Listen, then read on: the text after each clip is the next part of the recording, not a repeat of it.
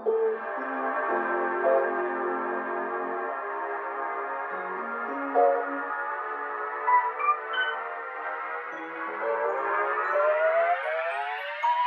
going on? We're sitting here in the park on Saturday, July 10th. I think so. July 10th. Yeah. It's about 3 p.m. In Nashville, Tennessee. Yeah, we're here. What's up, man? How you doing? We're How are hanging. you doing? Well. Yeah? We're well. We're well, man. Yeah. Cartoon therapy. It took a while, and it's finally here. It's out. Man, how are you feeling? I mean, that's a hell of an accomplishment to be just working on something for so long and then finally to put it out to the world for them to see. It feels really good. Like I've discussed it like a little bit, but it's kind of just like it was sort of like something that I really needed to get over with.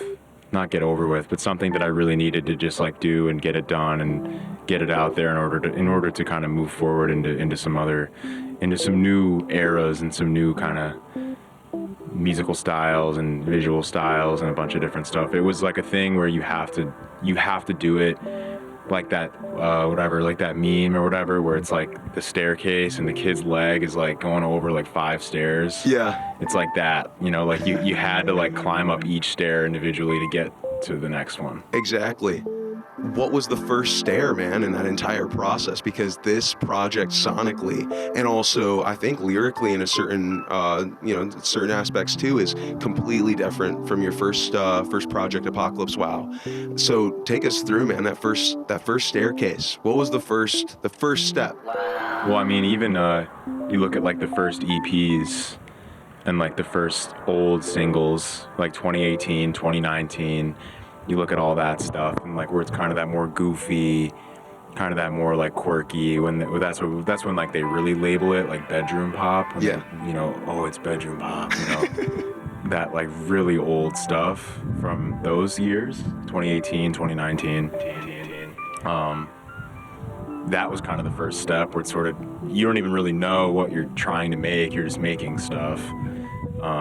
That was just kind of me to sort of cultivating my production style. Right. And like pretty much practicing songwriting. Like I wasn't really trying to like write tracks until probably Apocalypse Wow. Damn. Whereas like my older stuff, it was just sort of, you would just kind of, all right, there's 2 hooks, or there's 3 hooks in this song. There's 1 verse, there's 2 verses. Oh, this song has a bridge, this song doesn't.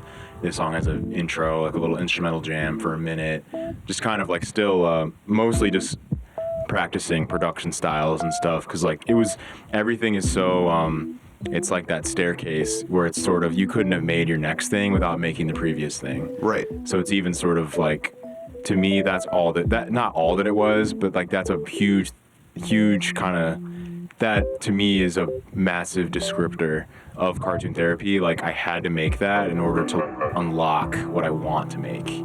That's a good way to put it, man. Like you're in the video game and yeah. And like, oh, you can't have like your stamina at level 100. It has to be level 80 first, that or level is true. 60. Yeah. If that makes sense. In order to level up, in order to get to the next level and keep progressing. So I think for an artist, right, like the environment that you find yourself in is so crucial to developing and just seeing your vision kind of come through. Dude, I mean, you made this album from 2020 to 2021, right, roughly? I made Cartoon Therapy basically beginning of August 2020 until the album itself was done beginning of November 2020-ish, mid-November 2020, and then the mixing and mastering took a really long time. The mixing and mastering took me until about early to mid-December. The whole project was completely done by mid-December, and then all the videos were done. The five visuals were done December, January, and February. Which shout out Chase. Chase Denton. That was phenomenal, man. Like it was just seeing those videos come through. I mean, I had such an immense amount of joy, because just going from obviously like my older visuals are pretty low quality. Yeah, to then just like the bump up and just incredible. I mean, so developing like this cartoon therapy world, man, take me through like what was the environment that this album was made in, man? Because it was like, dude, 2020 obviously was like shit for everybody. I don't think anyone had a year. There's dragonflies like all around us. Yeah, hopefully the cameras catch Dragonflies. that. Yeah, that's really cool. But anyway, yeah, man. So like basically what happened was Apocalypse Wow was finished. I remember I have a specific memory. I started mixing it on my birthday, which is October 4th. And the first track, I wanted to mix the album back to front and mix like the last song. So I mixed this song called Use the Birth for All It's Worth, and I mixed that on my birthday on October 4th. And I remember I have this video on my like high 8 VHS camera where I was like vlogging almost, and I was like, it was like 4 a.m. on my birthday, and my eyes are like bloodshot red. I'm like sleep deprived, and I'm like, oh jeez. And I'm like, oh, I'm mixing it, like it's done. I'm mixing it, oh shit. And so then I start mixing it all the way. When my sophomore year of college started, I had already had like the rough beats for like, it was gonna be an EP first. It was gonna be a 5-track EP, Apocalypse Wow was. And I had Maple Syrup Tears, I had Why Do People Grow, I had Andy, like I had like a rough version of Andy. I had Foxglove, but it was like sped up by like 50 BPM, and it was called Car Crash on Memory Lane. And then I had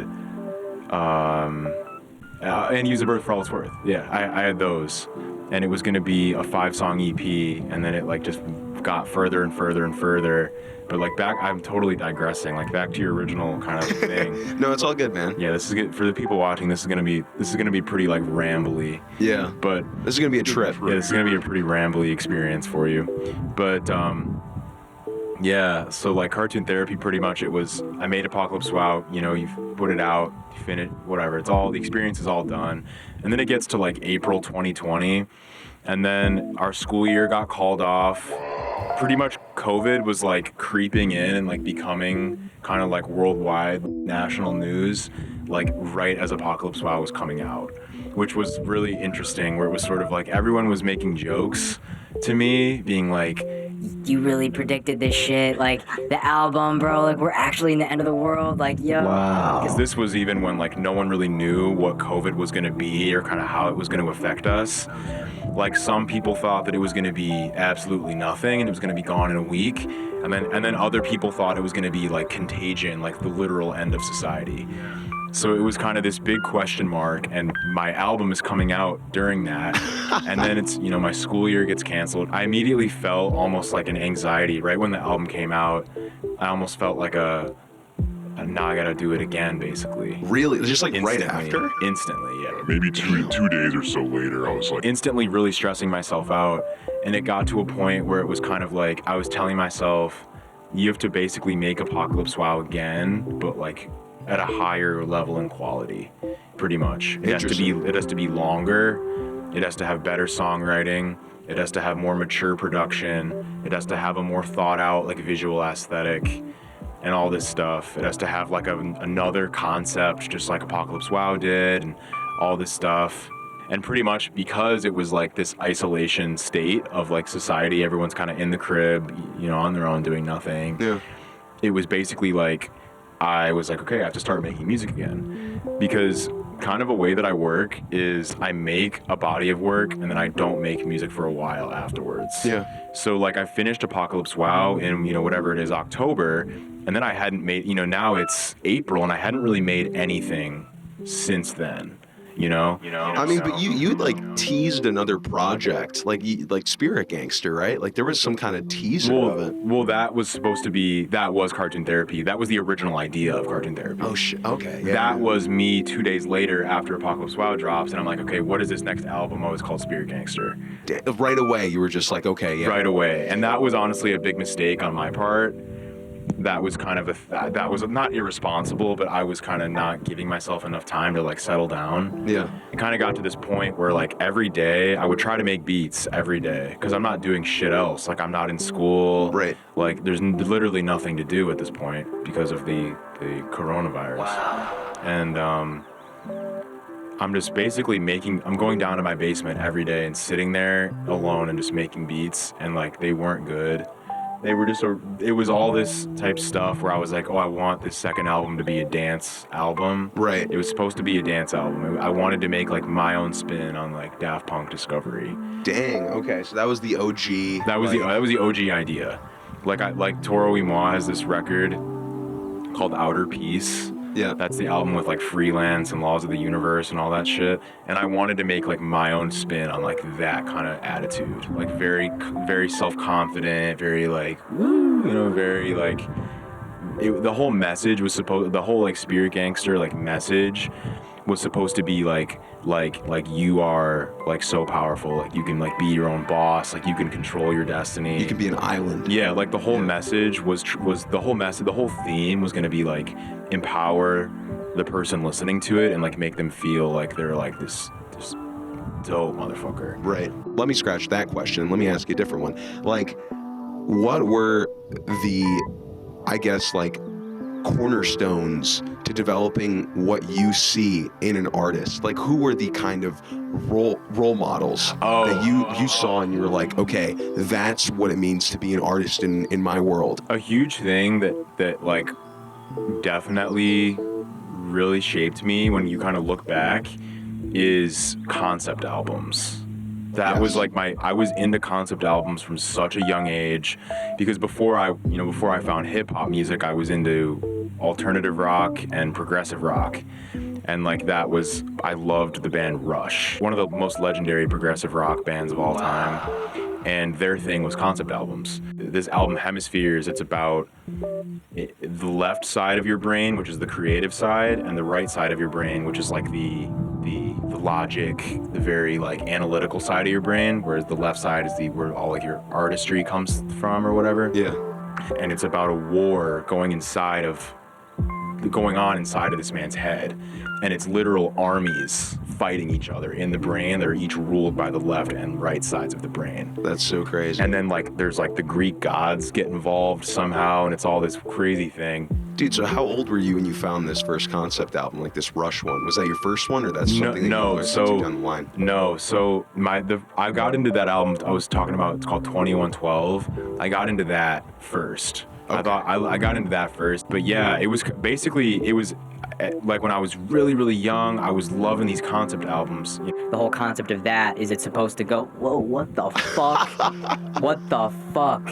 Wow. A dragonfly. And then, when I got older, like it was like Wolf and all that, like to Pimp a Butterfly and everything. But I've always loved concept albums. But yeah, basically what you're saying, like a lot of the stuff where I was like, oh, this is kind of influencing what I'm attracted to. It was stories, it was concept albums, you know? Yeah. And that kind of played into me like really loving just like video games and like cartoons. And I always loved like expansive storytelling. And I thought when I found out that this could be blended into music, when you could tell, of course, all music tells stories, but I'm talking about like intense, like large narratives, right? Like I always thought, once I discovered that was a thing, I was like, whoa, I did not know that you could basically have like an album that's acting like it's a movie, sort of. Right. Like when I got into hip hop, because I was sort of basically taking my love for like this narrative style music, and instead of it being rock, it turned into hip hop. Right. And you wrote some hip hop records when you were younger. Yeah, man. I wrote a couple when I was like 14, 15, 16, and they were just like so bad.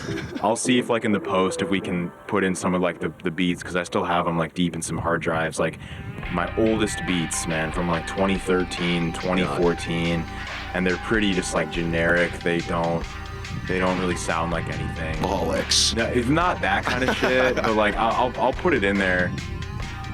Did you have a favorite producer back in the day? Like when you were first chopping up beats and like making just like, Well, I mean, of course, like Tyler made me want to produce. Yeah. But honestly, bro, I was such a fan of like Mac Miller's producer alias Larry Fisherman. I thought Larry Fisherman was the coolest shit ever. And like he has all those beat tapes, like Larry Fisherman Presents, like Run-On Sentences, his own production on Watching Movies with the Sound Off, like like Avian, like I'm Not Real, like Aquarium, I think is his beat, and then just every beat on Faces. I don't know, where like Tyler was more like, it was very messy, but very pretty in its messiness. Right. Whereas like the Mac stuff was more like the Larry Fisherman beats were much more colorful in like a trippy way.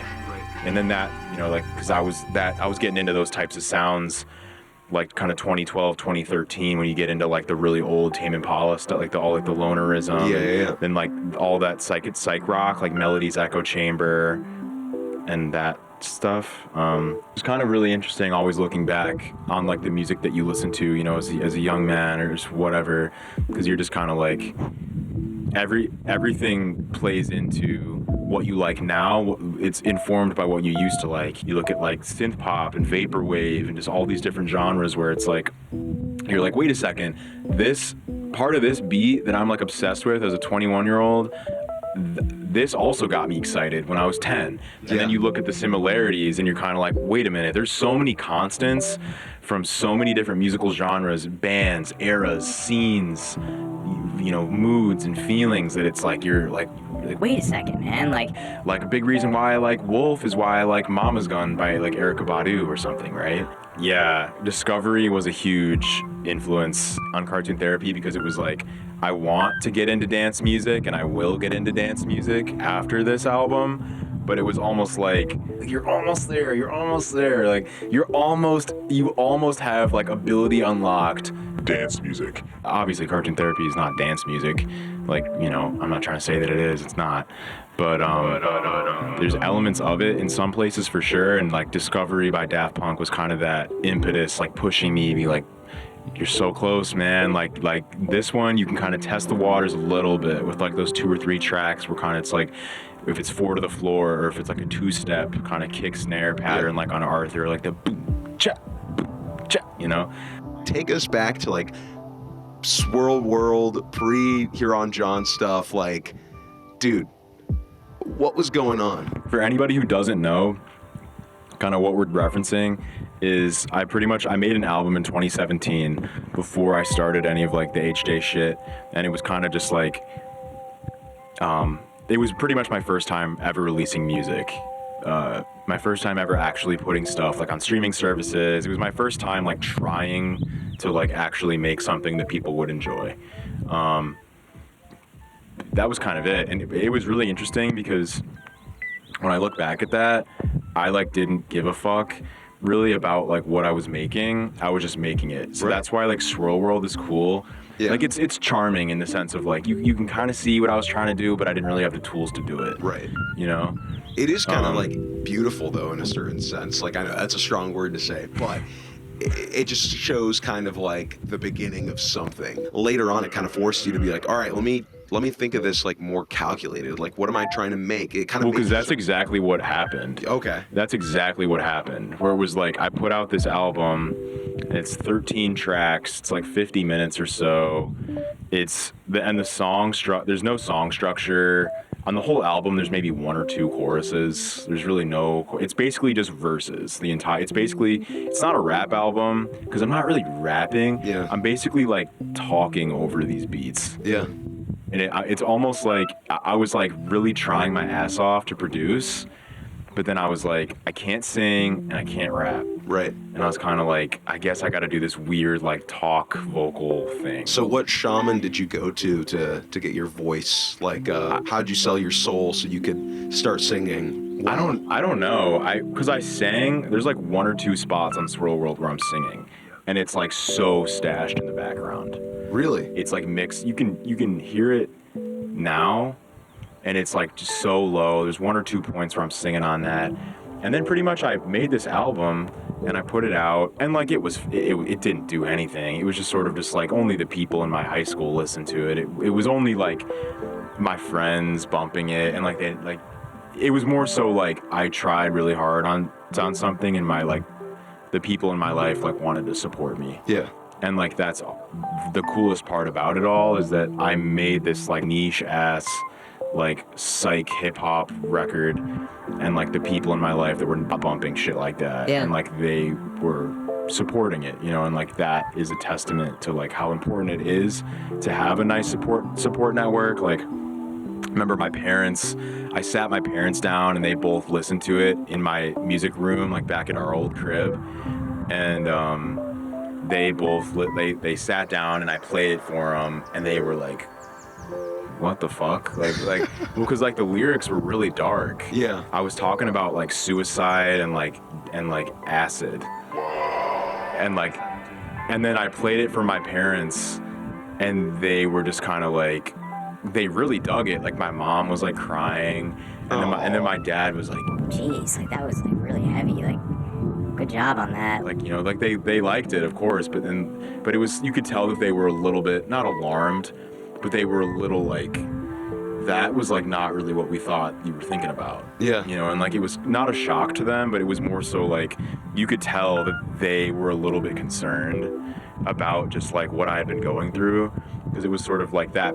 What basically inspired that album was like the death of like all my grandparents, all of them kind of dying like really close to one another. Right. Like we were talking about that earlier. Yeah. But like it was pretty much like I'd never experienced a death in my life up until age 17. And then my grandma, my mom's mom died, who we were like, our whole family, she was like, what do they call it? Like the matriarch? Yeah. Right? Like just like the fucking head of the whole extended family. Right. Like it's everyone, like, you know what I mean? Like she's preparing like the holidays, you know, she's like trying her ass off to like give all the grandkids like these crazy like creative inventive gifts, like taking us to like the Field Museum and the aquarium and the planetarium and everything, like every weekend, the botanical gardens. Shout out, incredible. Yeah, bro, rest in peace.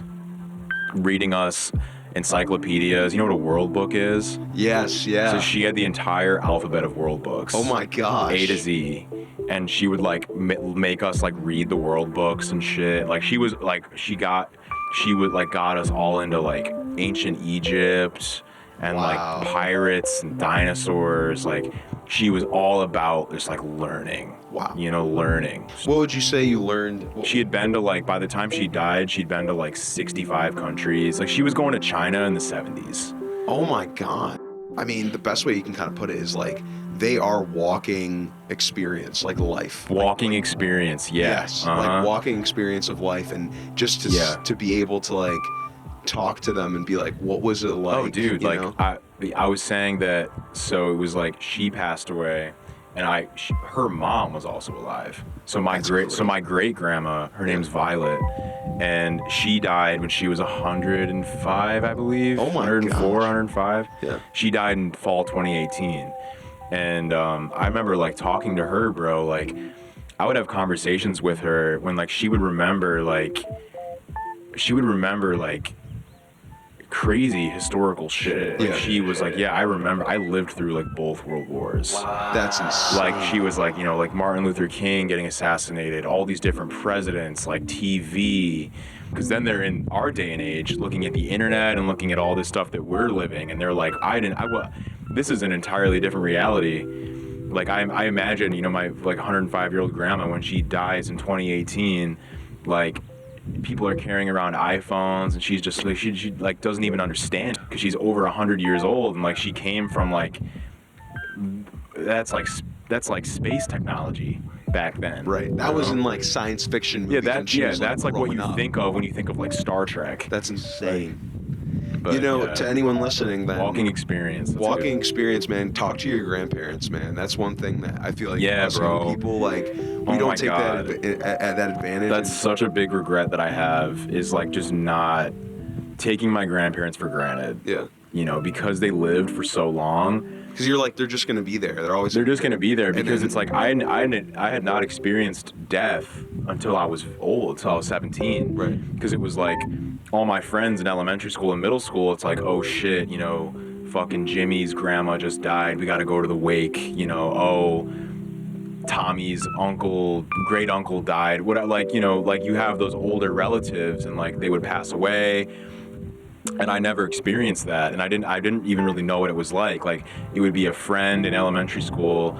Okay, their grandma just died. I'm pulling up to the wake, and I kind of don't even know how to act. Yeah. I'm just kind of like, I've never had a death. I don't know what this feels like. kind of going off that, man. Always outside. Why were you always outside when you were younger, man? What was going on? I don't know. I remember like we took this family trip to Colorado in 2015, I believe, and it was such a cool trip. We were like deep in the mountains. It was dope. And the first time that I'd ever been there, and we went in the summertime. So like there was no skiing. Like we just went just to go. And I remember like I was trying to write like rap albums at that time, and I was kind of like, it was that Odd Future influence. I was like, I want to start in my own label or start my own little group or collective or whatever the terminology may be. Yeah. And it was like that, like the always outside thing. I like thought of that in like 2015. It's just like, whatever I put out creatively, it'll be under that. You know, and like that's like such an old idea. Like I wanted to make t-shirts and I wanted to make just all crazy shit. And it was going to be like how Odd Future was with skating. You wanted to do with BMX, with biking, right? With biking, yeah. So you like biking, like you fuck with it. Well, I used to be really into BMX when I was way younger, because like I was like a total skate park kid. Like that's what made something like Tyler so appealing, all that stuff, because it was all about you're at the skate park all the time. Yeah. It wasn't like today, this like, you know, like the Igor Call Me If You Get Lost, like all this new stuff where it's not really about those themes anymore. It was like you saw the music videos back in 2013, 2012, and like they're all just like skate park rats, bro. Just sitting there all day long skating, just doing shit. For those of you listening, man, I was talking with John earlier. We were talking about those old Odd Future videos, like Day in Ladera. Oh my gosh, like just those skate vlogs. I mean, that's like the start. Yeah, that was like, I remember watching that when I was younger, and I was like, dude, this is so badass. Like it just made me want to skate. I never ended up doing it, but it just like there was some kind of this, because they were just like, they did not give a shit and they were just having fun. Definitely, obviously, you being in the state that you've been, I mean, you've had a lot of things happen, right? You've had a lot of relatives pass. You've also you had a whole switch up. I mean, you came from Chicago, right, and moved down to Nashville for school. Wow. And you've had a lot of these moments where you've almost like had to accept that you didn't know what was going to happen. In your music, I noticed that there's a lot of self-awareness, and there's a lot of sometimes honesty. Like, how do you stay truthful, and how do you stay honest to yourself? I don't know. I feel like it's almost a thing. Like this sound a little bit strange, but I feel like it's kind of a thing where the stuff that I talk about in music, I don't want to talk about that in real life. Where it's kind of like I would rather use like a persona, not a persona, because like this is who I am. Right. But like I would rather have. That plane is low. Yeah, what the hell? It's nice because you can almost use it as a vehicle to take anything that's happened to you in your life and turn it into something else. Where like, especially with kids our age and kind of artists our age, where it's kind of this new generation of artists, you know, all the stuff that we're looking at, whatever. It's almost like music has taken like a hyper honest, like hyper cathartic kind of route. Interesting. You know? Yeah. Where it's sort of like you look at a lot of the artists that are finding a lot of commercial success today, and their lyrics are like just putting it all out there. Yeah. You know, like you could even look at like a Brockhampton type thing, and like, you know, it's like they see a lot of commercial success, but their lyrics, like they're kind of putting a lot of stuff out there, you know, and like that's become very acceptable and almost popularized. Yeah, like in kind being of vulnerable and just being vulnerable has become like a cool thing, which is interesting. You know, that's like a big part of our generation, definitely, is being vulnerable is like a aesthetic now. You have artists now that are able to say things that in the past, like, nobody would have even tried to say, because it was so polarizing, and it was so, like, I like how a lot of things are just being normalized and being accepted. Wow. Did you actually get dumped over breakfast? No. You made that up? That's made up. If you were to get dumped over breakfast, what would you be eating? Probably nothing. I'd be too sad to eat. Well, no, like, I mean, I've seen you work. There's so much behind the scenes stuff for an artist to do. I mean, and like, dude, shout out your team. Shipping the vinyl and all shipping that. the vinyl, exactly, yeah. Would you say, like, are you kind of happy that how you've gone from wearing your own shirt at senior shirt day to now having good quality merch, essentially. Like Yeah. that's a dope kind of, you know. Yeah. if what he's referencing is it was like a lyric, and pretty much like I don't know if someone listening to this, maybe this isn't how it goes at your high school or whatever, but at our high school when we would graduate, there would be like a senior shirt day where it would be groups of kids would like form and like make their own little shirt on like custom ink or whatever, where it would be like a little funny thing. I don't even know. Yeah, seniors with like the Supreme box logo. Yeah, literally, that's exactly what it would be, like something like that. And there would be kind of all these groups. Some groups would be like 30, 40 kids, you know, deep, and they'd all have the same T-shirt on, and then there'd be a large photo where you'd show up and it would be just a giant panoramic photo that the high school would have a photographer take, and it would be all the different groups in the yearbook, you know, whatever. Yeah. And I didn't really have like a group to go with. Like I could have gone with like the theater kids, but like I don't know, I just kind of felt like there wasn't really a group that I really was like in with, and I like wore one of my SWIRL WORLD t-shirts to that. And like I thought that it was it was like I wanted to seem like I was being like a unique, like, oh, he's like rocking with his own shit, like that's awesome. But in reality, I was just like really down that I didn't really feel like I had a group to go with. Yeah. And it was sort of just like that, where I was trying to deflect that. I was trying to deflect like me being like, fuck, I really just wish that like I had like a cool senior shirt to rock. Do you feel like you've found your tribe now? Like Yeah. Does that show itself, you think, in just your daily process, like making music and just like the way you carry yourself now? I'd say no. Really? Because like really the music making and all that stuff is still pretty solo, where it's kind of like when I was working on like cartoon therapy or when I was working on Apocalypse Wow, like all my friends knew that I was working on like a record or something, but like no one really knew like what I was doing. Like I remember when I finished Apocalypse Wow, I played it for like a bunch of my friends, and like they even got like a cake and it said Apocalypse Wow on the cake. That's so cool. It was so cool. Yeah. It was like that was such a like fucking, that was like a moment where I was like, dude, like I made some good friends, man. Like these are good people. That was Claire and like my homie Sam and like a bunch of other people, and they all listened to it. And it was even like right when I finished it, I wanted to play it for people. But versus like cartoon therapy, I finished it and I didn't play it for anyone. Really? Like I played it. I played it for Anna. Yeah. But I didn't play it and my parents. But I didn't really play it for anybody else. Right. Just because I was kind of like I don't want to play this for people right now. Nah. You're just like, it's done. Let me take a break. It's done, and let's just not do this. Exactly. But it's I like it. I like keeping the music out of friendships, because then to me like the friendships is like way, I like it to be focused on Right. you like me, I like you, we're just chilling, we're hanging out. Not this is a business transaction. Not even a business transaction, but just like those overtones always floating like, oh, we're both musicians, we both make beats, like let's talk about it, you know, like. And of course it's great to find friends that you have commonalities with, you know, and that's true, but it's almost just, you know, you like to keep it kind of different. Yeah. But sometimes you can feel so lonesome, bro. Like you gotta let people come in, and sometimes, dude, like even your friends can't help you. And That's very true. the second part, you know, cartoon, it's all fun and games, but therapy, man, like that is something I feel like definitely guys, especially in society, are so like. Yeah.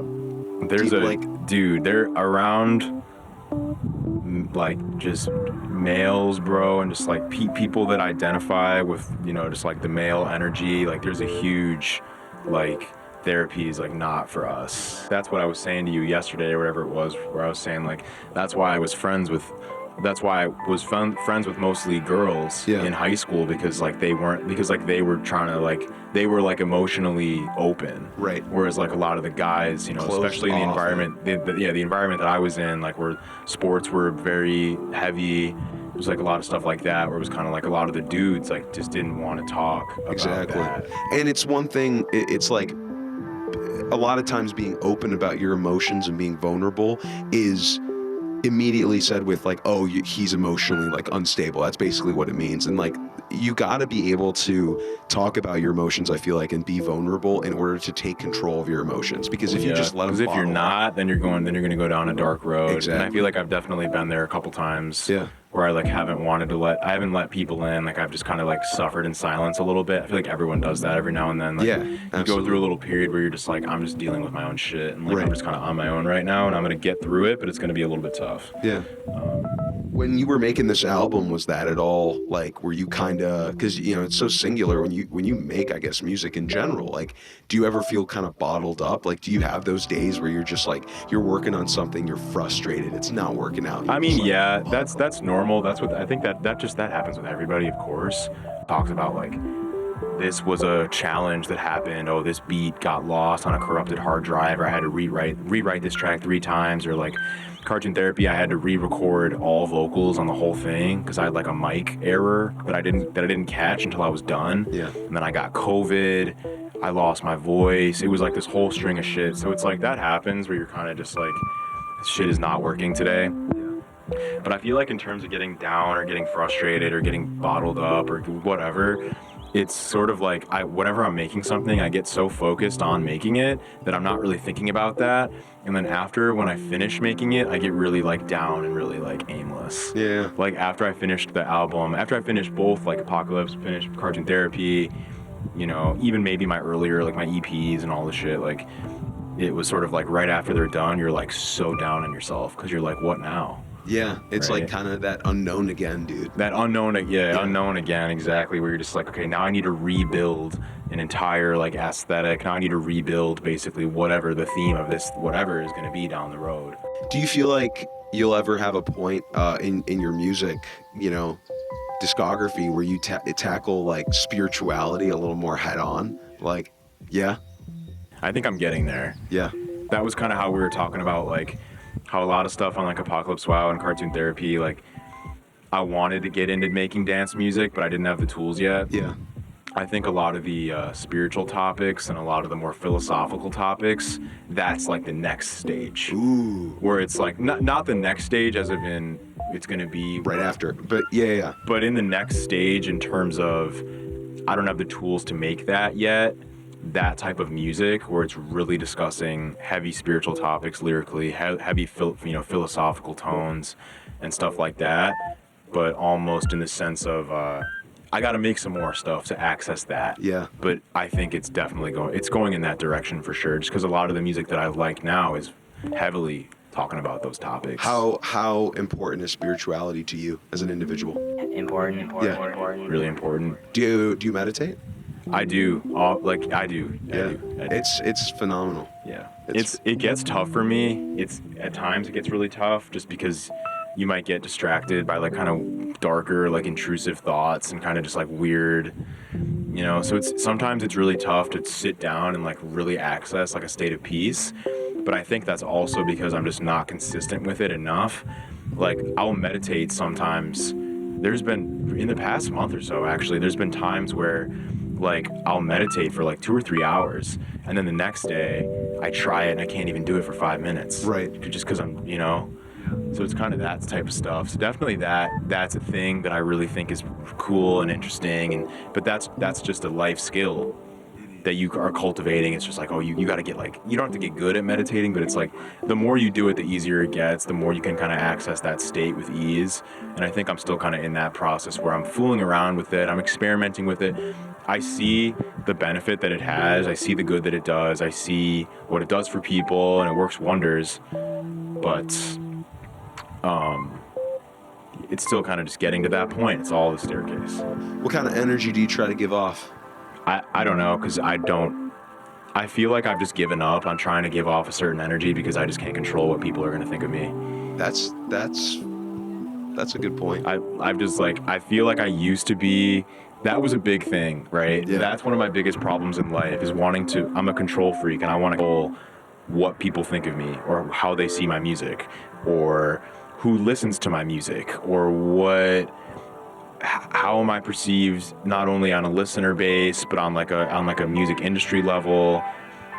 Perception, like being hyper obsessed with perception and just being hyper obsessed with how people look at me, whether it's on a musical level or on a day-to-day level. Oh, is my friend like thinking my fit is so cool right now? Like, is my friend gonna think that like I'm awesome because I like got this like really rare like copy of a vinyl or something? Like, just really goofy things where you're just obsessed with how people are looking at you. And I'm just, honestly, right now, I'm just trying to let go of that. That's like my biggest challenge right now, is just fucking drop that. Whereas when you talk about what energy do you give off, I have an idea of what type of energy I give off, but it's kind of at a point where it's sort of just like, I'm really trying to think heavy about just the fact that people cannot, I cannot control what you think of me when you meet me. If there's one thing that you could control, what would it be? In all of life? Well, The weather. ooh. The weather. Would you just make it sunny all the time? I make it rain all the time. You like the rain? I love the rain. Really? Yep. Thunderstorms? I do. I had like a petrifying fear of thunderstorms as a young kid. Your mom says that on SWIRL WORLD. Does she? Yeah, she says that you have a fear of thunderstorms. I was going to ask you about that. Oh shit! I forgot about that. And the first house that I lived in from like age 0 to 17, it was like a split level house. The garage went downward. You know, like the garage, the ramp to get into our garage was a downward ramp. Ooh. So it was kind of like then you'd get into like the little living area and it was like below ground almost. Yeah. Kind of that type of setup. That was like pretty common in my area. But yeah, it would flood like so easily. And it was always an issue. Age, like just entire childhood, it was always an issue where like, oh fuck, if a major storm pulls up, like we're gonna have problems. And it got to a point where like, literally this sounds ridiculous, but every time it would rain when I was like age, 0 up until maybe like 10, 13, honestly up until I was like 13, every time it would rain, I would be petrified because I was so afraid of how it would like, our garage would flood, my parents would freak out, my little sister would be terrified, like we gotta move all our shit, downstairs to way upstairs, like, and it was always like a thing where it was just like, every time it rained, I was terrified of it. There's so many things I would love to control. Yeah. I'm such a control freak, and that's a huge character flaw of mine, huge character flaw. And that's just something that I have to kind of get better with. Like, I want to control everything. How do you let go? I don't know. That's what I'm trying to figure out Really? right now, is how do I let go of that? That all goes together, control, codependency, anxiety, stress. Should people who have a fear of losing control take psychedelics then? I don't know, because psychedelics can really freak a lot of people out. Really? Right? I mean, that's what people say. Yeah. Right? Yeah, I wouldn't know.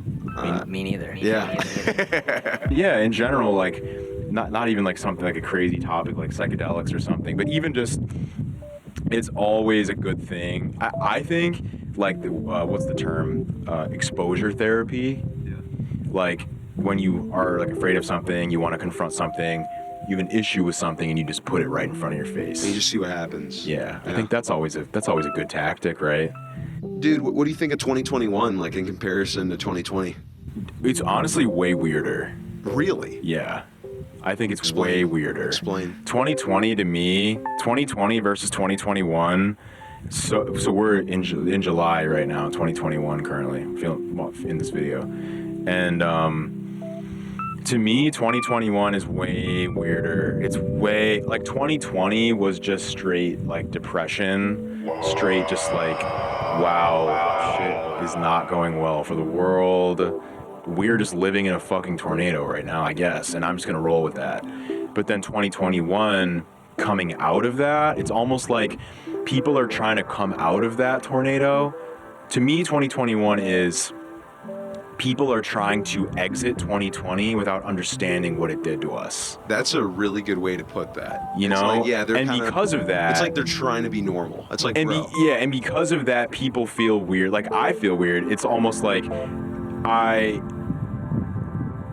that's what it is.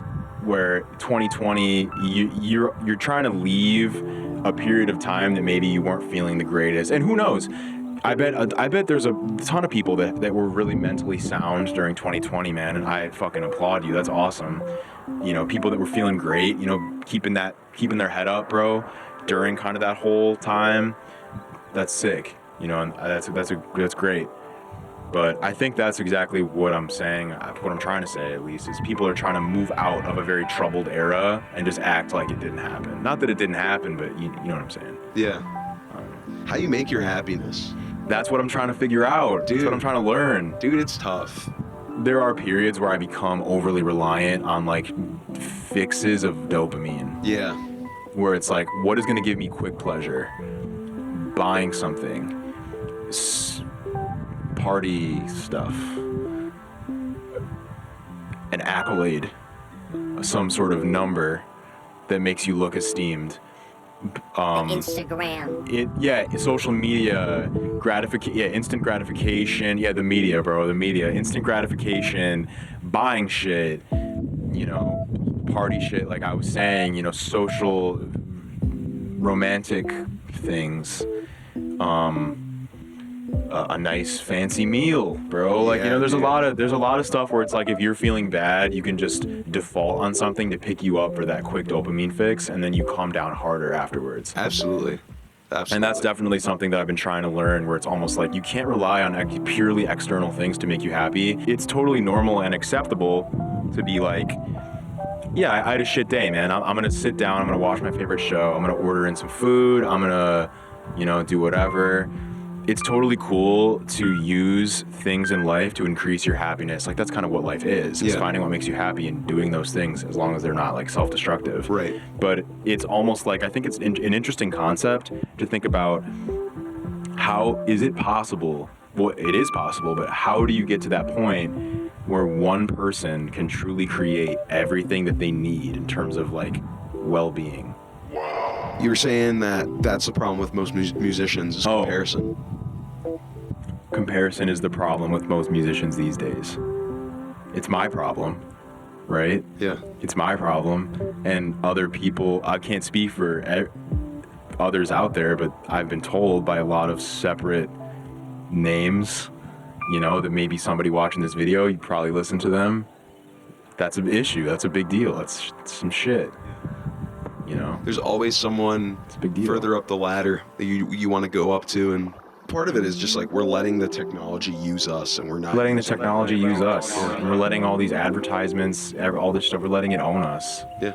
And like, I'm guilty of that. I'm not saying that I'm some fucking like saint where I'm like, oh dude, the advertisements, they're owning us, bro. We're being bro, I'm a sucker for advertisements. I love Kanye, bro. Dude. Like, I love products. I love stuff. Stuff is cool, dude. Yeah. I feel like our generation, it almost comes to a point where our fixation on like status, accolades, I was talking earlier, like perception, bro, being hyper obsessed with perception. Absolutely. And like and it ruins you. It does. And it's almost like you're living your life almost for others and what they see of you, and to like flex and to impress them. You can get to a point, I've gotten to that point, where you are living your life almost to prove them wrong, and you are living to say I told you so. Yeah. Rather than to like fulfill what you want. That is, I actually relate to that a lot. You can get into that, you know, you can totally get to that point. It's like you want to be that, like, you want to be like the exotic, you want to be like the, oh shit, he's doing that crazy thing. Like you want to be the topic of conversation. And also the, like, they said that I wouldn't be able to do this. Yeah, and then, now I'm doing it like big and middle finger. No, dude, I'm doing it even better than. And that was kind of like the thing about Apocalypse Wow going into cartoon therapy. Is that was kind of my mindset a little bit, and it was a really shit mindset to be in. You know. Did it kind of hinder your creative process at times? Yeah. Yeah. There's like the album was so hard to make, and that was why, because I had to like let go. There was like a point where I was maybe a month into making it where I had to let go and just be like, just make it, dude. Just make this. Yeah, just like whatever. And it doesn't matter what people are gonna think of it. Like, you just gotta kind of get it out. Yeah. So you had to battle your ego a little bit. Totally. Yeah. Well, it wasn't even battling my ego. It was to the sense of like, people, I feel like a thing these days, and like you being like a big Tyler fan, Yeah. I feel like people these days really eat up like the very intense personalities. Oh yeah. Like the Igor thing, man. Like he steps out on stage and he's in this wig, and he's like acting all crazy. Like people eat that shit up. They love it. People eat that shit up, and it was almost like I felt like I needed to kind of act that way a little bit in order to be like liked more. Yeah. And it was almost like I'm coming off Apocalypse Wow, and I was like, oh, I need to be more of a character. I need to be more of like a Oh shit, like look at him, like oh what the fuck, like this is crazy. Like, and almost like that's kind of why even in like the Arthur music video when I'm like dancing around and shit like crazy, because I wanted to be like, oh yo, like check this kid out. Like, Yeah. But in reality that wasn't really me. Not really me. It's not really me, man. And like even looking back on it, I'm kind of like, yeah, like again, I love all those music videos and I love what we were able to create. Right. But even looking back a little bit on the visuals, I was a little bit too focused on how people were gonna see me and not the songs, because I kind of got into this trap where I was like, that's what people value these days. Like I was in this mindset where I was like, people are valuing the persona more than the music, right? Wow. Like I kind of got into that little like mind hole Yeah. a little, and I'm out of that now. But I was in that for a little bit in the cartoon therapy like creative process where I was kind of like, you got to be more of a personality, more of a character, because Than a people musician. want a personality. They don't want a great musician. Yeah. If that makes sense. That totally makes sense. Yes. Well, thank you for delivering that to the fans, man. To us. Fucking, I hope you guys like it, Yeah. man. If you don't, we'll get them next time. We'll get them exactly. If you're out there and you love this shit, thanks. Yeah. If you don't love it, I got other stuff too. Was Huron Disco fun to make at least? That was one of the final tracks that I Really? made. Yeah. Yeah. Well, okay. I want to. It was a very fun album to make. Okay. Very fun album to make. But it was a hellhole. But it more so got to a point after the album was created. That's when it got bad. Yeah. I guess I've phrased that terribly. That's what I'm trying to say is the creation of this album was really fun. Writing it, making the beats, bro, was like the most fun I ever had producing, for sure. Cosmic opera, bro. Yeah, making those beats was the most fun I ever had producing shit. But I'm talking when I had to mix it and master it and engineer all the vocals, and that's when it got really dicey, because I got in my own head where I was kind of like, Apocalypse Wow has this really, really rough energy to it, where it's very not polished. It's very dirty. Yeah. You know, and it was almost like I was like, dude, cartoon therapy, bro. It's like I gotta the engineering has to be better. The production has to be, more intense and more lavish and more complicated arrangements. Right. More complicated songwriting, lyrics. I gotta be saying some crazy, and it's like that just bogged me down and got me really down. And it was almost like in order to get past that, I needed to finish the record. Right. Do you have like a song that you're really excited to play live? That you're like, oh, this is gonna be so cool live. I've created a set list like for the tour, and the tour. well, not the tour, but like tour shows, Yeah, like yeah. this year dates, next year dates. And I have my rough set list that I'm gonna run with and get some musicians to start practicing with me. This is for the Huron John Reddit. Shout out to Huron John Reddit. I was thinking definitely like you gotta play disco, you gotta play punk fun, you gotta play Arthur. Friend Zone, come on. I'll play Are you that. done? Are you like? No, I'm gonna always play that. Yeah. Just like as That a- pisses me off when like artists don't play one of their most popular tracks just because they like don't like it. I'm not playing. That pisses me off. Like Friend Zone is not one of my favorite songs that I've made But it's because it's so old and Yeah. it doesn't align with what I'm trying to do now. But you can always like recreate it. Well, no, that's what I'm gonna do. That's exactly what I'm doing. But it's sort of like when you're like on when you're on like a high horse and you're like, I'm not playing that. It's like, bro, people like that track. Yeah. Come on, just fucking play. People are paying money to be here. man. Exactly. Fucking play it for them. Facts. Like, don't be a dick. Wow. Wait, let me say something really quick. Yeah. Sorry, I was like trying to think of how to say it, but one of like the coolest scenes, honestly, ever in movies ever is like the John Travolta dancing part. Yeah. Holy shit, that to me was just so epic. I was like, just when he's just twisting around, and he's with I forget that actress's name. Uma Thurman. Yeah, he's with Uma Thurman, and they're coked out or whatever they're on, and they're in that little like diner, and he's dancing, dude. That diner is crazy as well. That was the coolest scene. Yeah. Like, I think John Travolta is a cold motherfucker. Yeah. Oh my god. I mean, even So that, dope. even that like When they're like the hitmen, bro, and they're pulling up in the suits. Yes. Like, oh, he's so cold. Yeah, he's cold. He's so cold. Royale with cheese. Yeah. That's a good burger. That's the big part What of about your skills, dude? That's Like, the your big part of skills what are I don't lacking. like about the American college system. Is it's all about, you gotta pick something, bro. What's your major? What are you doing? What do you want to do for the rest of your life? It's this clock that is just beating down on you. Yeah. Force it, bro, you pick. Holy fuck. Like, and if you transfer, you're looked down upon. If you drop out, you're looked down upon, at least where I come from. No, And absolutely. it's just all these goofy expectations and just all this bullshit. But anyway, back to that.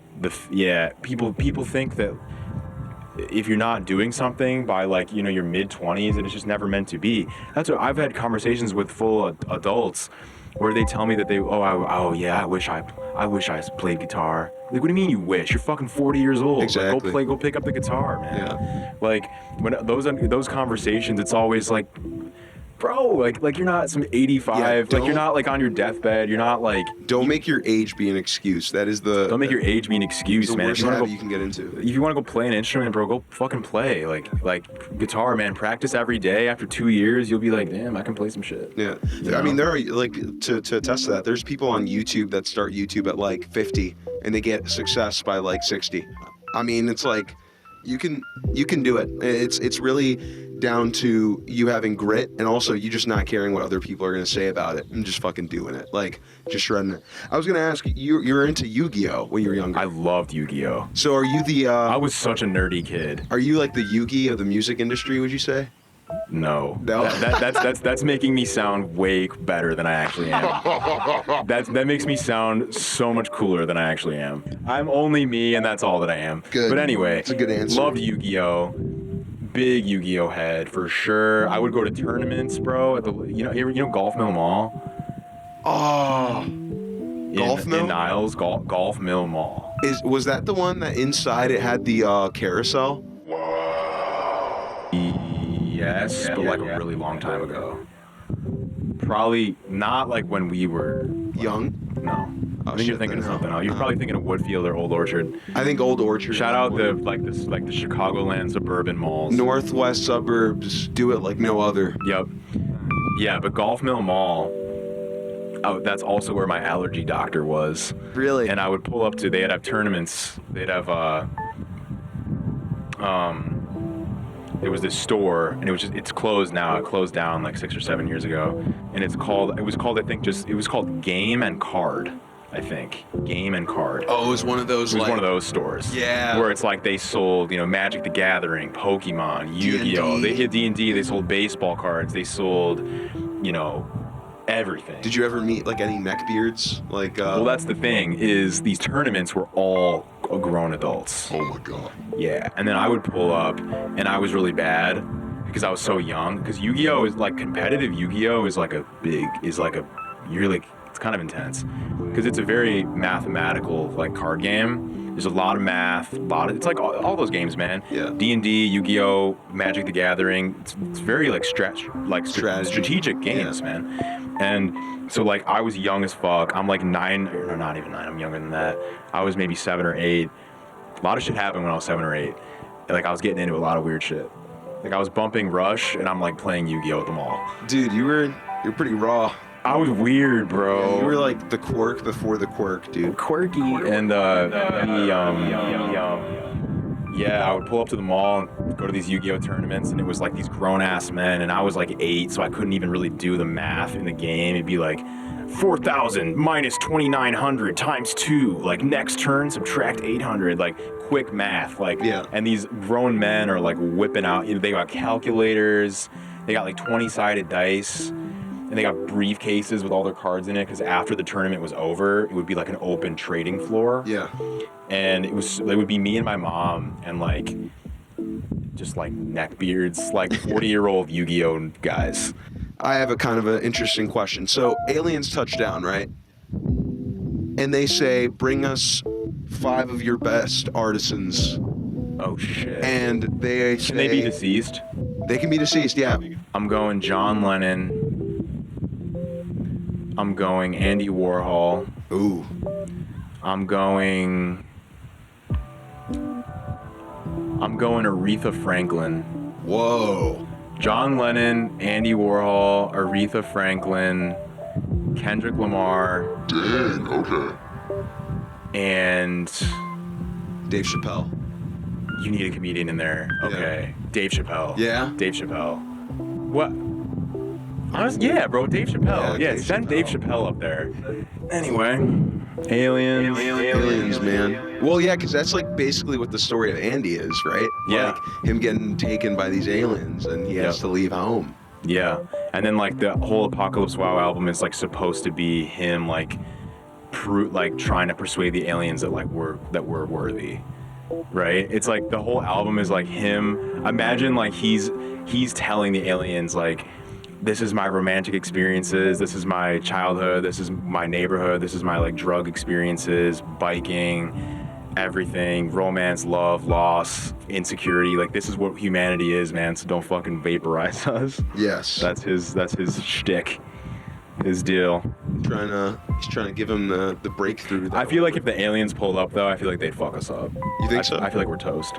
Well, yeah, but like why would they do that? Because we suck ass.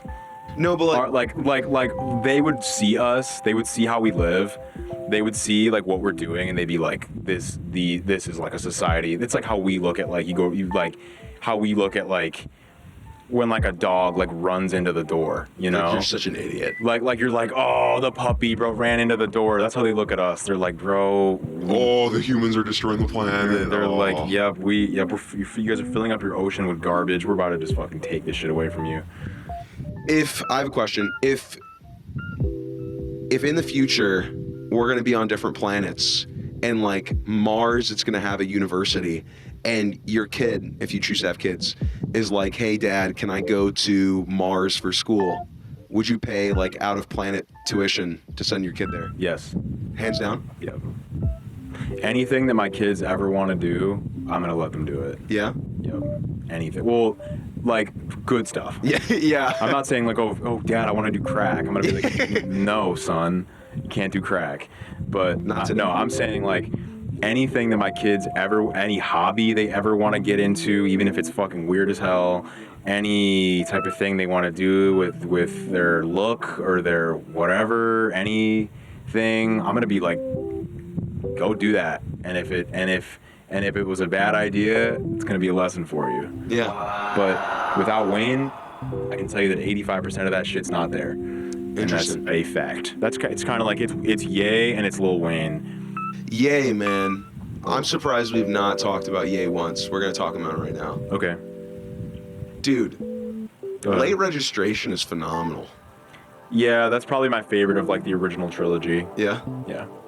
Late Registration. I'm gonna be honest, this is kind of a hot take, bro. I'm like a Ye stan of Ye stans, and the original trilogy are some of my least favorite albums by him. Really? Yeah. I feel like it always changes for me. Because that's much more hip hop. Whereas like I really am not a big listener of like classic hip hop. Of course that's early 2000s, that's not that classic, but like I was never into Jay-Z, like old school Jay-Z. Yeah. I was never into like Nas, like I was never into that type of thing. And like I would say like the only like really like conscious hip hop that I really got into in phases would be like my huge Kendrick phase, and I had a huge Joey Badass phase. Really? Oh my god, I love Joey Badass. Yeah. Joey Badass is awesome. He is so goddamn good. I think he is one of the most underrated artists out right now. He is humble, he is unique, he sticks to his guns, and he just does him. And he doesn't let other people like, you never see Joey Badass out there making a scene, bro. He's on his spiritual grind. He's just a solid dude from what I've seen and read and listened to. Yeah. And I mean, Dope. Fucking dope. with rap, like, you love Earl. Earl's my favorite rapper. Yeah. Some rap songs. a lot of people probably think the same. Some Rap Songs I think is one of the best rap albums of the 2010s. I think maybe top 5, top 10. What year did that drop even? 2018. Yeah, but I mean, there is something to be said about music becoming easier to make. I agree. Yeah. I agree. But the opposite end of that coin is, you could say that music is easiest to make. The most easy it's as easy to make music as it's ever been. But It's harder it's than ever to also get. harder than ever to get heard. Yeah. Oh yeah. Because I've noticed, bro, from 2018 to now, I've even noticed just Spotify just getting flooded. Like, literally from 2018 to now, bro, from starting this artist project to this current day, I've noticed Spotify has, not just Spotify, because it's not the only fucking streaming outlet. Right. But, the streaming outlets, YouTube, people promoting themselves and being like, this is me, go listen. I've noticed that it has gotten crazy OD. I will say, I feel like the people that sometimes people will try to say that one DAW is better than another. You're already invalid if you're trying to make that point. You're already invalid. Every DAW, for example, one of my best friends, he made an EP that I really loved back in 2018, and it was like a folk EP. It was like Bon Iver style. Ooh. Like very Bon Iver influence, like old, like kind of that folk type sound. And he made it in FL Studio. Really? Yeah. And it was like acoustic guitar, like it was like a fucking folk EP basically. And that goes to show you can make anything in any DAW. Anything. But the Ableton's really cool. I've thought about going over to Ableton a couple times, but I mean, just like, who the fuck cares? I make good shit and I make it in Reasons. That's how it's gonna stay. Stick with it. Stick with your guns. I do own Logic Pro.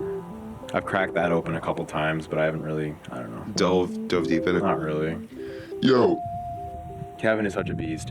Kevin Parker is one of those people where it's like, people don't want to some people think he's overrated. No, he's not. No, he's not. He is properly rated.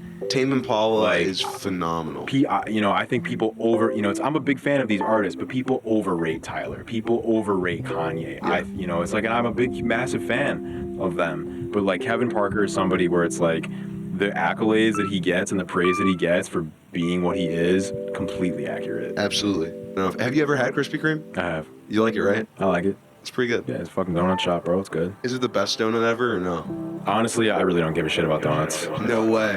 What is something you give a shit about that you'd be like this? Like food items? Yeah. Chicken strips. Yeah? Yeah.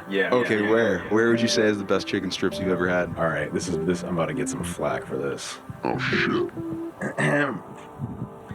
The best chicken strip, and I'm talking like, when I am the pool of it's Cane's Chicken from the Midwest. It's KFC.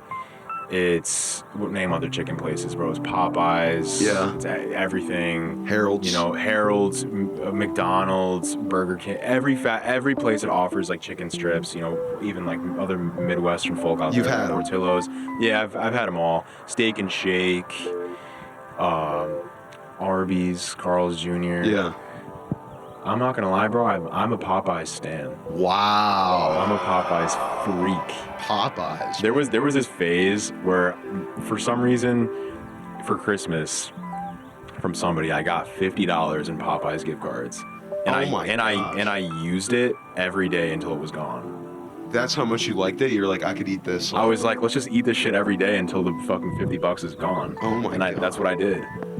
What was your go-to Popeyes meal? I get the spicy. You gotta get spicy. Yeah. Spicy 3-piece tenders, bro, with Cajun fries and a biscuit, baby. And that's it. That's it. Anybody out there, if you're like, I want to just channel what John is on, go drive to Popeyes, and you gotta find this is my experience. You gotta find a Popeyes that's like 25 minutes away from your house. Really? Like, this needs to be a journey. Okay. And like in Niles, bro, the Popeyes is really not that close, and the one that is closest is always closed. So like, I had to drive like 25 minutes to get to a Popeyes. And if you want to really have my experience in the car, you're listening to a podcast called The Reality Revolution. my God. Look it up. I'm not even going to talk about what it is, but just this is, if you want the full experience, find a Popeyes. It's 25 minutes away. In the car, go to Spotify, Apple, YouTube, type in The Reality Revolution, okay, with Brian Scott, okay? You're listening to that podcast. You pull up, you're ordering spicy 3-piece, Cajun fries, a biscuit, a Dr. Pepper, and you're getting sauce. You're getting blackened ranch, not just regular ranch, blackened ranch. Blackened ranch? It's one of their like best sauce. It's like their best sauce. It's good as fuck. It's just like a different kind of ranch. Blackened ranch, barbecue sauce, and then you're getting sweet heat. Bro, my dad really fucked with ASAP at that show. And he was right. ASAP's set was way better than Tyler's. What was the best Tyler set you've been to? Camp Flog-Gnaw. Yeah. Because that was like because that was right when Flower Boy dropped. Oh. That was the Camp Flog-Gnaw when Flower Boy Where came he out. had that like cube or whatever? Yup, that was, Yeah. yeah, man, that was hard. That was hard, bro. That was also really, Brockhampton with like the OG golf carts and stuff. Yep, with the golf carts and everything. Yeah, man. Oh, dude, that Tyler set was really cool. The energy was crazy. Because that was probably my climax of Tyler. Not my climax, like I was a bigger fan of him in like 2015, but like when Flower Boy dropped, I was so hyped on this man. Yeah. I was so hyped on Flower Boy. Which is a great album. It was finally like, bro, he dropped an album that like people are recognizing as good and I don't have to like defend him anymore. Yep. It was like people were, oh, Cherry Bomb sucks. Wolf sucks. It's not real rap, bro. Go listen to Good Kid, Mad City. That's what they would say to me. Good Kid, Mad City's good. Well, of course, Good Kid, Mad City is a fucking S-tier album. What is your greatest production breakthrough when you look back? What do you mean? Like a moment that you remember Like, damn, I can make beats now? Yeah. Low key, I have such a soft spot in my heart for the song Yoko. Really? That Yeah. song is a goddamn banger. I fucking did it on that one. Me and Claire, bro. Claire basically like wrote that hook. Like, I had the melody and then Claire like wrote the words. Yeah. Bro, goddamn, that song is good. That song is so fucking good. That is easily the best song that I've made that's like not on the albums. Yeah. Just as a single. I would say 100,000%. That track, production-wise, I was like, okay, now I'm tapping in. I know what to do now, kind of. You've called Claire a genius. Claire's a genius. Yeah. Claire's a genius. When you met Claire, were you like, oh my gosh, this is... Claire's a genius. Claire's a genius. Well, like, what do you mean? Like, Claire's a genius. just a genius? She's just fucking. I can't even say it. Like she is just a fucking goddess. Oh my god. I love her to death. Like, there's honestly, like, it sounds so weird, but there are few people in my life that I've like liked them as much as Claire. Like, I don't know what it is about her, but she's just so fucking likable. Wow. For your supporters that watch you and have seen your growth, I think they can tell that, like, one thing that you have mastered is consistency. Like, you've been consistent in terms of like just trying to make things, always kind of experimenting. And even when you kind of are in a rut, you still try to at least work a little and try to kind of develop, and the smallest gain can one day pay off incredibly. No, that's definitely like the strategy behind this whole artist project for sure. That's like my team we're all on the same page of like, this is a slow burn. Right. And it's always about going up, even if it's barely up, Like, For the long haul, but right? I've interrupted your question. No, it's all sorry. good. Just reiterate for the people, man, as kind of a closing off, how important is it to stay consistent with what you do and who you are? It's beyond important, because if you're not consistent, you're just never going to get where you want to get. Like, you have to struggle and make stuff that sucks to make stuff that's great. Like, look at Tyler, bro. I hate to keep bringing it back to him. Yeah. But he's just such an interesting model in the sense of, like, Goblin, that album sucks. That album's awful. It's unlistenable. Yeah. A lot of his early music is unlistenable. A lot of the early Odd Future shit. And that's not even like a hater sense. Like, bro, I was buying those CDs at Target. Like, I loved it. But that shit sucks. All that early shit, and now, like, got a Grammy. It's like, it's no shocker why he got a Grammy. I mean, like, it's a fantastic achievement. He worked continuing his sound and developing his sound for A decade. Exactly. And it's like, no wonder he got a Grammy. It's like, not many people are doing that. Not many people are like, okay, I'm going to stick at this for 10 years and see year 1 to year 10 and try the whole time and see where I end up at year 10. Yeah. That is basically a proven success model. You Just know? not everybody wants to do it. And you have to recognize, like, you literally have a proven formula for success if you just never stop trying, and if something fails, you try something different. If you never stop trying, but You do the same thing that's been failing over and over again, that's different. That's not what I'm saying. Yeah. I'm saying, like, if you keep truly just trying your hardest for a long ass fucking time, and whenever something doesn't work, okay, back to the drawing board. Let's try something else. Let's do a new idea, a new sound, a new aesthetic, a new this, a new that. As long as you keep running that, you're golden. Like there's no way that you don't go crazy. Like look at all of our favorite artists. Like that's how they've done it. 100%. Yeah. Don't be afraid to fail, and don't be afraid to go back to the drawing board. You know, take pride in making those mistakes. John, thank you. Dude, thank you. It's been a pleasure. Handshake. Shake your hand. Yeah. This is awesome. All right. Goodbye. Goodbye. Bye.